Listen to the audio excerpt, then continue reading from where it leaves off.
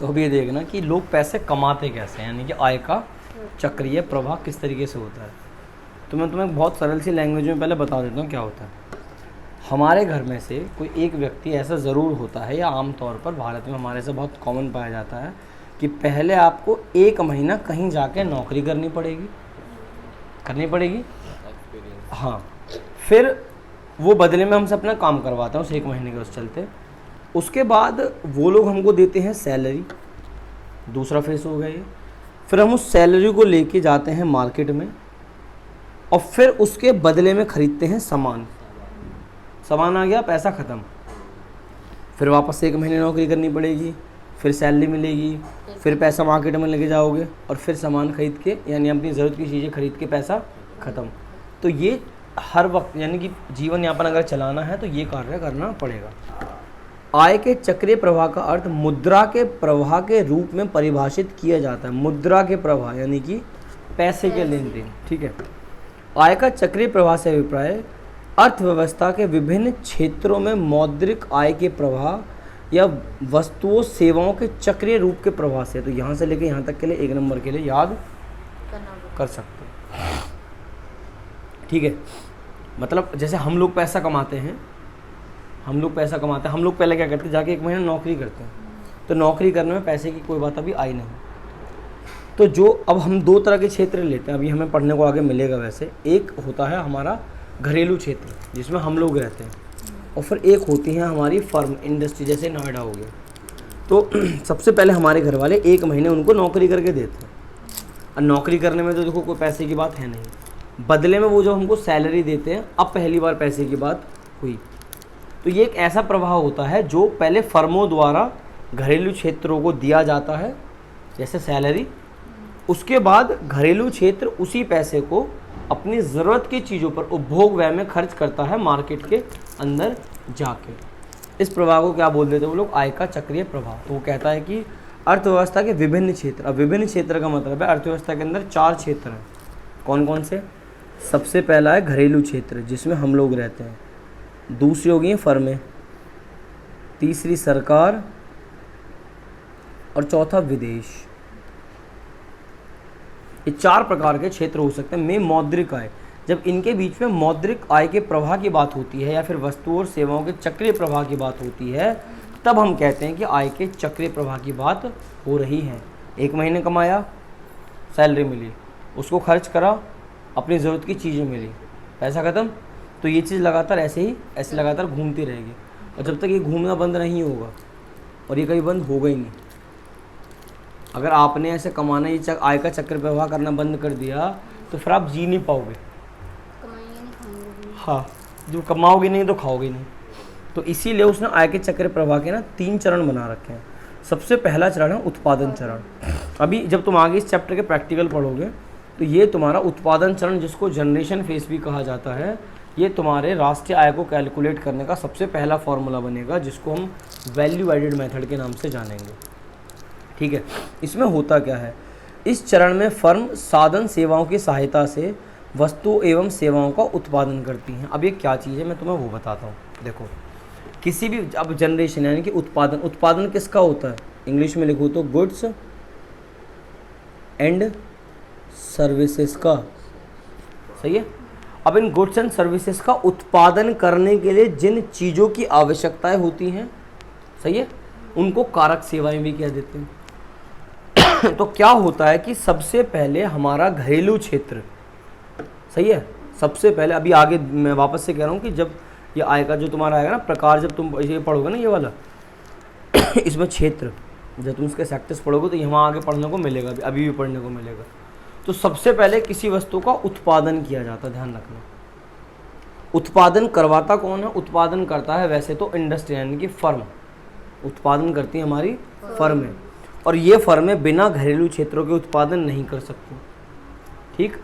तो किसी भी चीज़ का उत्पादन करने के लिए कुछ कारक सेवाओं की आवश्यकताएं होती हैं, कुछ कारक सेवा, ये चीज़ें हम पहले पढ़ भी चुके हैं। उदाहरण मैं तुम्हें देता हूँ, जैसे कि ज़मीन, लैंड, लेबर को हमने दिखा दिया श्रम से, कैपिटल को हमने दिखा दिया पूंजी से, और जो व्यक्ति व्यापार कर रहा है उसको इंग्लिश में बोल देते हैं एंटरप्राइज। तो मैं हिंदी में लिख दे रहा हूँ जनरली, व्यापार या व्यापारी लिख दो चलो। तो ये वो ज़रूरत की चीज़ें होती हैं जिनके बिना किसी भी वस्तु का उत्पादन नहीं किया जा सकता। ज़मीन एक ठिया होती है, बिना लेबर के आप काम कर नहीं सकते, बिना पूंजी के आप वो सारी ज़रूरत की चीज़ें नहीं खरीद सकते जो किसी वस्तु के उत्पादन में मदद करती हैं। और जब तक ये व्यक्ति संयोग नहीं करेगा, जब तक ये व्यक्ति सामने से उठ के नहीं आएगा कि वस्तु का उत्पादन हम करेंगे, तब तक उत्पादन नहीं होगा। तो सबसे पहला चरण होता है उत्पादन चरण। सही, यहाँ लोग जाके उत्पादन करने में मदद करते हैं, चीज़ें कारक सेवाओं का इस्तेमाल करके वो लोग वस्तुओं एवं सेवाओं का उत्पादन करते हैं। फिर दूसरा चरण होता है आय का चरण, ठीक है, या फिर उसको वितरण, आय का वितरण भी कह सकते हो। आय के वितरण का ही मतलब होता है, ये कहता ना, इस चरण में जो साधन आय होती हैं, साधन आय यानी कि अभी हमने कहा ना कारक सेवाएं, फिर होता है कारक का भुगतान। अभी देखना, जिस व्यक्ति ने ज़मीन दी थी उसको उसका किराया मिलेगा, जिस व्यक्ति ने ऐसा श्रम काम करा उसको पूंजी मिलेगी, वो मिलेगी, मजदूरी मिलेगी, जिसने पूंजी लगाई है उसको ब्याज मिलेगा, और जो व्यापारी है, जो बिजनेस कर रहा है, वो लाभ के प्रति काम करता है। तो सबसे पहले किसी वस्तु का उत्पादन किया जाता है। तो घरेलू क्षेत्र, हमारी जो इंडस्ट्री फर्म्स होती हैं, इनको कारक सेवाएं प्रदान करती हैं। उन कारक सेवाओं का इस्तेमाल करके ये उत्पादन करते हैं वस्तुओं और सेवाओं का। पहला चरण पूरा हो जाता है, वस्तुएं सेवाएं तैयार हो जाती हैं। फिर इन उत्पादन चरण मतलब ये जो कारक सेवाओं के बदले में दूसरे चेहरे में ये वितरण करते हैं आय का वितरण करते हैं, या फिर इसको क्या कह सकते हो, आय चरण। तो दूसरे चरण में वो लोग बदले में हमें क्या देते हैं, पैसा देते हैं। पैसा के किस प्रकार से मिलता है, तो कोई किराए से कमा रहा है, कोई मजदूरी से कमा रहा है, कोई ब्याज से कमा रहा है, तो कोई कहता भाई साहब हमारा तो बिजनेस है, हम तो बिजनेस के अंदर प्रॉफिट कमाते हैं। ये दूसरा चरण हो गया। तीसरा चरण उपभोग चरण। तो सबसे पहले लोगों ने मजदूरी करी, उत्पादन करवाया, फिर उनको बदले में आय मिली, फिर उस आय को क्या कर देंगे, अपने उपभोग व्यय पर खर्च कर देंगे। जो वस्तुओं और सेवाओं का उत्पादन हम ही जैसे लोग करते हैं, उनके उसको पूरा करने के लिए, उन ज़रूरतों को पूरा करने के लिए जितना भी पैसा हम कमाते हैं कारक भुगतान के माध्यम से, ये सारा वो पैसा हम सारा का सारा क्या कर देते हैं, खर्च कर देते हैं। तो सबसे पहले उत्पादन करोगे, बदले में तुम्हें आय मिलेगी, फिर उस आय को अपनी ज़रूरत की चीज़ों पे खर्च कर दोगे। इन 3 चरण के अंदर हमारा आय का चक्रीय प्रवाह बटा हुआ है, और ये क्वेश्चन आ भी जाता है। जो CBSE वाले थे ना, लास्ट ईयर उनका ये क्वेश्चन आया था। जैसे उन्होंने उत्पादन चरण लिख दिया तो ये शब्द गायब कर दिया, आय का सृजन। यहाँ इन्होंने मान कर चलो आय का वितरण लिख दिया तो ये शब्द गायब कर दिया, आय का चरण। हाँ, तो दोनों ही शब्द याद रखने पड़ेंगे। तो सबसे पहले वस्तु का उत्पादन, फिर उनको बदले में आय मिलती है, और फिर उस पैसे को क्या कर देते हैं, खर्च। तो फ्यूचर में ये तुम्हारा पहला मेथड है नेशनल इनकम कैलकुलेट करने का, ये दूसरा मेथड और ये तीसरा मेथड है। फ्यूचर में यही मेथड, इसको बोलेगा वो वैल्यू एडेड मेथड, ठीक है, इसको बोलेगा वो इनकम मेथड, और इसको बोलेगा वो एक्सपेंडिचर मेथड, ठीक है। तो यही फ्यूचर में तुम्हें 3 मेथड आगे डिस्कस भी करना है। अब इसके 2 प्रकार होते हैं, एक होता है वास्तविक प्रवाह और फिर एक होता है तुम्हारा मौद्रिक प्रवाह, ठीक है। वास्तविक प्रवाह में पैसे की बात नहीं होगी और मौद्रिक प्रवाह में सिर्फ पैसे की बात होगी। वास्तविक प्रवाह होता क्या है, देखो हम जनरली 2 शब्दों की बात करें, परिवार यानी कि इसको हम कह सकते हैं तुम्हारा, अभी हम जो कहा ना घरेलू क्षेत्र, घरेलू क्षेत्र, और दूसरी क्या है, फर्म है। अभी मैंने तुमसे कहा था कि सबसे पहले घरेलू क्षेत्रों के द्वारा साधन सेवाएं यानी कि कारक सेवाएं, भूमि, श्रम, पूंजी, जो मैंने व्यापारी लिख दिया तो उसके लिए शब्द इस्तेमाल करा उद्यम।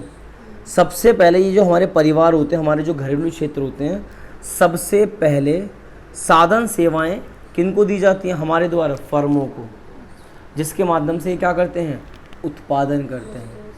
फिर बदले में ये जो फर्में होती हैं, सही है, ये जो फर्में होती हैं हमें क्या देती हैं, ध्यान से सुनना, ये रहा, नहीं इन्होंने, ओके ये उपभोग हो गया, ठीक है, ये रहा वस्तु एवं सेवाएं, ये शब्द थोड़ा गलत लिखा हुआ है, मेरी बात सुनना ध्यान से। ये एक चेन है। सबसे पहले आप साधन सेवाएं यानी कि कारक सेवाएं प्रदान करोगे नौकरी फर्म वालों को। कोई किसी के यहाँ जाके नौकरी कर रहा है, तो किसी ने ज़मीन किराए पे दे रखी है, तो किसी ने पैसा लगा रखा मार्केट में, तो कोई व्यापार कर रहा है। तो सबसे पहले हमारा घरेलू क्षेत्र फर्मों को ये सब देता है, बदले में ये फर्म उनको क्या प्रोवाइड करती है, इसको कह सकते हो कारक भुगतान। इनको भुगतान देते हैं। जिसने ज़मीन दी उसको किराया मिलेगा, जिसने मजदूरी करी मतलब जिसने श्रम करा उसको मजदूरी मिलेगी, जिसने पूंजी लगा उसको ब्याज मिलेगा, और जो व्यापार कर रहा है उसको लाभ मिलेगा। तो भैया कारक सेवाएं देने के बदले में कारक भुगतान मिलता है। फिर लोग उस पैसे को अपने उपभोग व्यय पे खर्च करते हैं। ये तुम्हारा दूसरा फेस है, ये तुम्हारा तीसरा फेस है, और लास्ट में ये फर्म बदले में उनको क्या देते हैं, वस्तुओं और सेवाएं।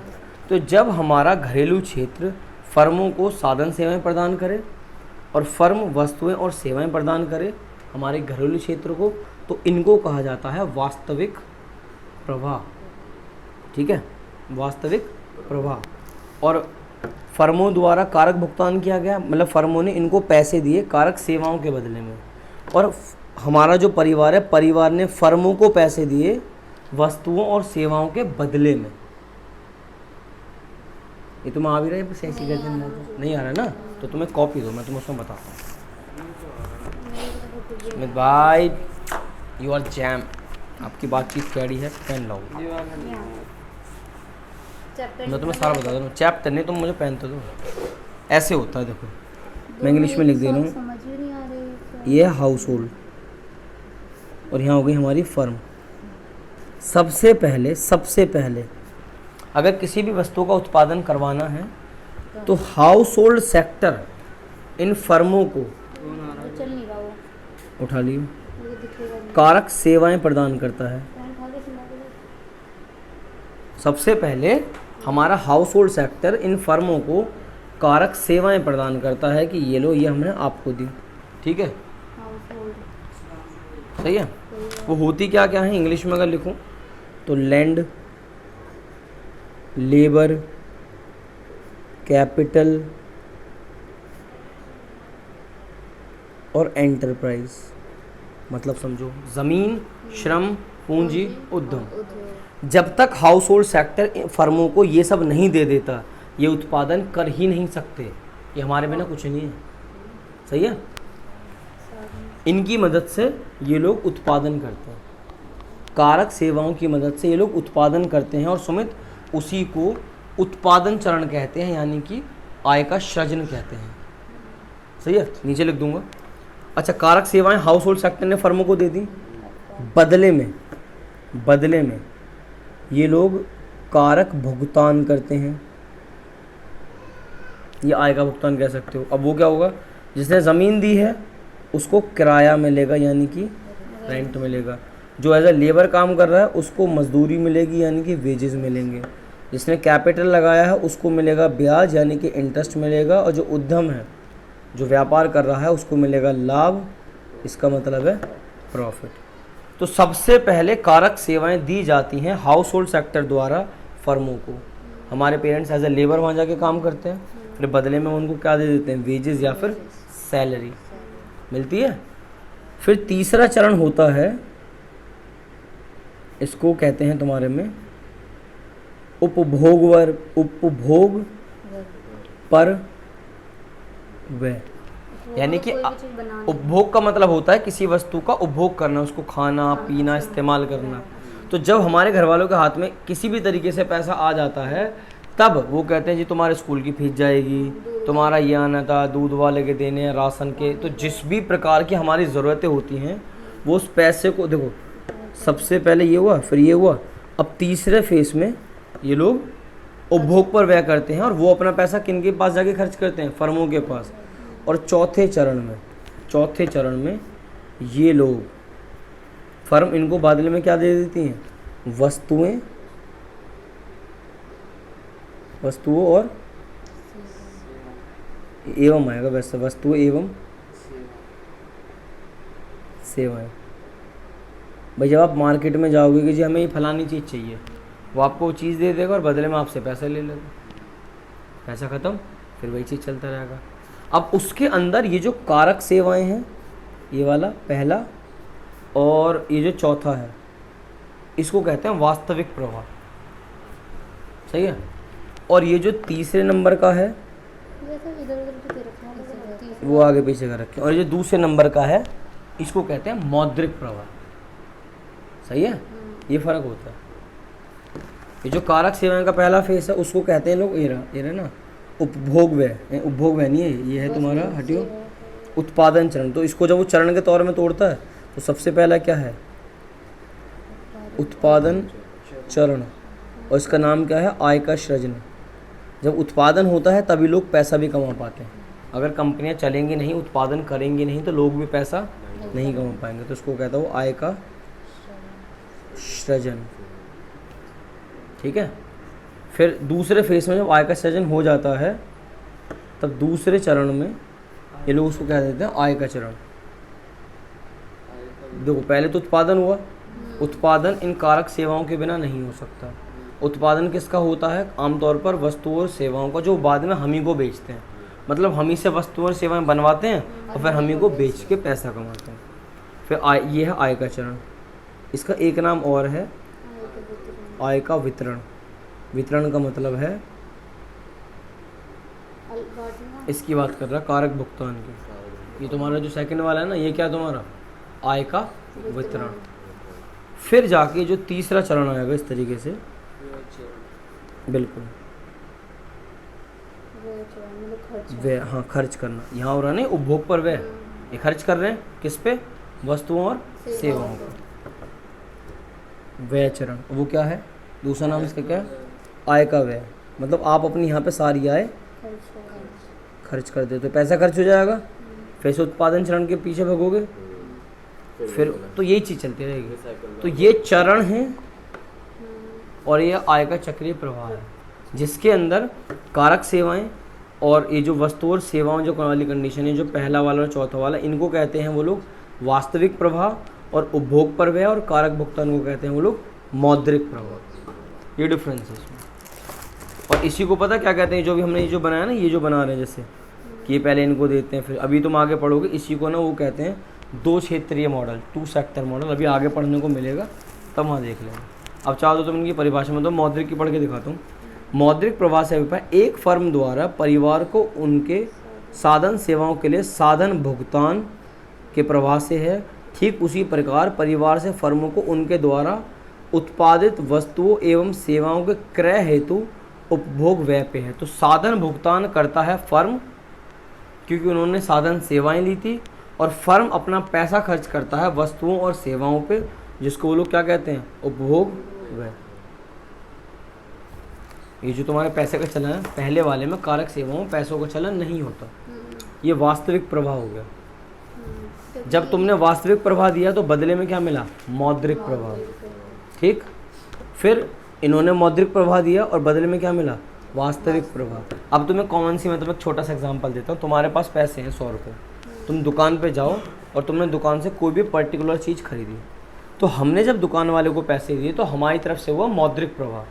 सामने वाले ने हमें क्या दी, चीज़ दी है। सामने वाले ने हमें क्या दी, किलो जी 1 किलो चीनी, ये हो गया वास्तविक प्रवाह। तो वास्तविक प्रवाह के बदले में मौद्रिक प्रवाह मिलता है और मौद्रिक प्रवाह के बदले में वास्तविक प्रवाह मिलता है। वास्तविक प्रवाह के बदले में मौद्रिक प्रवाह, मौद्रिक प्रवाह के बदले में वास्तविक प्रवाह। सही है, ये है इसके अंदर सारा। अब तुम्हें बस इसके वो जानना है, इसके जो द्विक्षेत्रीय, जो भी हमने डिस्कस करा, त्रिक्षेत्रीय, 3 क्षेत्रीय, चतुर्क्षेत्रीय, सही है, और लास्ट में कि छोटा सा और है, इसको कहते हो इंजेक्शन और लीकेज। जब इसको पढ़ लोगे तो आराम से समझ में आ जाएगा। ठीक है, अब इतना ही रहने दो।